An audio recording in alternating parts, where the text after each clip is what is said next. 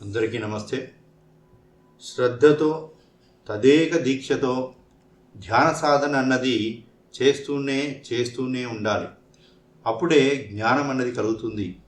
శ్రద్ధ లోపిస్తే, సాధన కుంటుపడితే, విషయాసక్తి పెరిగితే పతనం అన్నది తప్పదు. మరి ఈ విషయంలో భగవానుడు ఏం చెప్పాడో తెలుసుకుందాం. భగవద్గీత 4వ అధ్యాయము 39వ శ్లోకం. శ్రద్ధావాన్ లభతే జ్ఞానం తత్పరః సంయతేంద్రియః జ్ఞానం లబ్ధ్వా పరాం శాంతిం అచిరేణాధిగచ్చతి.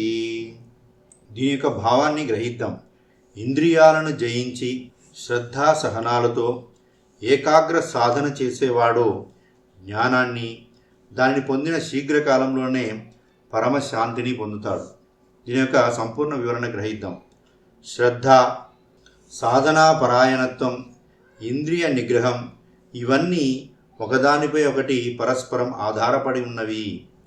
మనసు ఇంద్రియాలు వశమయ్యేటందుకు, మరి ఆత్మజ్ఞానాన్ని పొందడానికి, సంపూర్ణంగా ఆత్మతత్వం గ్రహించడానికి శ్రద్ధతో తదేక దీక్షతో ధ్యాన సాధన అన్నది చేస్తూనే ఉండాలి.